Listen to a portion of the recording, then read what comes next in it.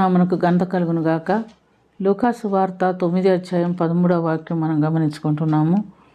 మీరే వారికి భోజనం పెట్టుడని వారితో చెప్పగా, వారు మన యొద్ద 5 రొట్టెలు 2 చేపలు ఉన్న తప్ప మరి ఏమీ లేవు, మేము వెళ్ళి ఈ ప్రజలందరికీ భోజనం పదార్థములు కొని తెత్తుమా అని చెప్పిరి. ఈ సందర్భం, ఈ ఉపమానం మనం చాలాసార్లు విని ఉంటాము.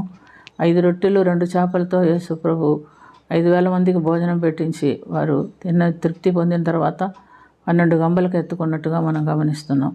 వారి పరిచర్య మార్గంలో ఉన్న సమయంలో మృదువు కింది వారికి భోజనానికి ఏమీ లేకపోతే శిష్యులను అడుగుతున్నారు, వీరికి భోజనం పెట్టుడి అంటే వారు చెప్తున్నారు, మా దగ్గర 5 రొట్టెలు 2 చిన్న చేపలు మాత్రమే ఉంది. అదొక చిన్నవాడు తన తల్లి తనకు ఆ దినానికి కావలసిన భోజనం కట్టించింది, అది మాత్రమే ఉన్నదని చెప్పినప్పుడు యేసు ప్రభు ఆ 5 రొట్టెలు ఆ 2 చేపలు తీసుకొని కృతజ్ఞతాస్తుతులు చెల్లించి విరిచి వడ్డించినప్పుడు అక్కడ ఉన్నటువంటి పురుషులు మాత్రమే 5,000 మంది, వారి స్త్రీలు పిల్లలు అంతా కలిపి ఒక 15,000 మంది అయినా ఉంటారని అంచనా వేస్తున్నారు.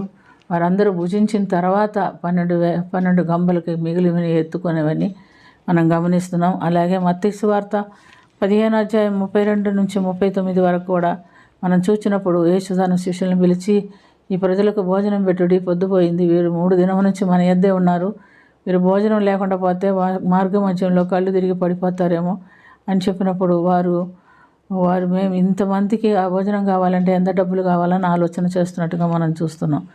అయితే ప్రభు, మీ దగ్గర ఏమున్నాయి చెప్పండి అంటే 7 రొట్టెలు చిన్న చేపలు ఉన్నాయని చెప్తున్నట్టుగా మనం చూస్తున్నాం. దాన్ని దేవుడు తీసుకొని స్తుతించి కృతజ్ఞతాస్తుతులు చెల్లించి విరిచి వడ్డించినప్పుడు అప్పుడు కూడా 4,000 తిని మిగతావి 7 గంబలకు ఎత్తుకున్నట్టుగా మనం చూస్తున్నాం.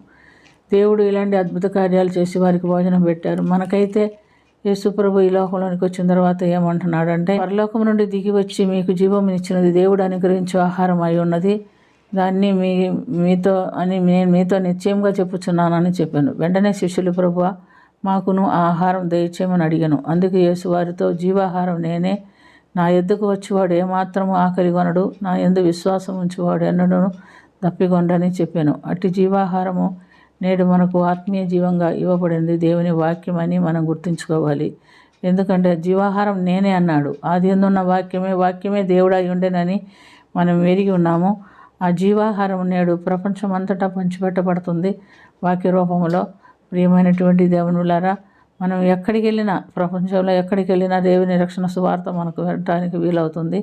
యేసు ప్రభు కూడా తాను పునరుత్థానుడై వెళ్ళే ముందు శిష్యులకు ఒక ఆజ్ఞ ఇచ్చాడు. అదేమిటంటే, మార్కు సువార్త 16వ అధ్యాయం 15-16 వాక్యంలో మనం చూసినప్పుడు, మీరు సర్వలోకమునకు వెళ్ళి సర్వ సృష్టికి సువార్త ప్రకటించుడి.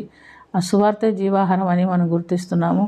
నమ్మి బాప్టిసం పొందువారు రక్షింపబడును, నమ్మని వారికి శిక్ష విధింపబడును అని చెప్పాడు. మరి ఇదిగో నేను యుగ సమాప్తి వరకు కూడా మీతో ఉండానని కూడా మత్తయి సువార్తలో చెప్తున్నాడు. కాబట్టి ప్రియమైనటువంటి దేవునులారా, ఈ దినం మనకి ఇచ్చినటువంటి జీవాహారం ఎల్లప్పుడూ మనతో కూడా ఉన్నది. మనకి ఇష్టమైనప్పుడు మనం దాన్ని భుజించవచ్చు, దాన్ని మనలో చేర్చుకోవచ్చు, దాన్ని అనుసరించి మనం జీవించవచ్చు. దేవుడిచ్చినటువంటి గొప్ప ధన్యత ఇది. కాబట్టి ప్రియమైనటువంటి దేవునులారా, వాక్యానుసారం మన జీవితం జీవించి నిత్య జీవం ప్రవేశించడానికి మనం దేవుని సన్నిధిలో ప్రార్థన చేసుకుందాం.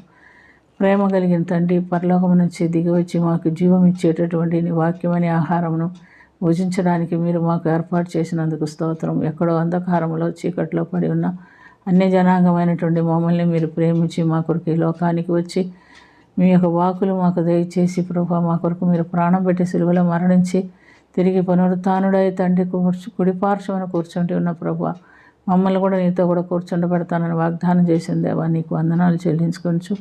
అటు ధన్యత కలిగిన జీవితం మేమందరం కూడా జీవించినట్లుగా సహాయం చేయమని యేసుక్రీస్తు పుణ్య నామమున అతి మిక్కిలి వినయముతో అడిగి వేడుకొనుచున్నాము తండ్రి. ఆమేన్.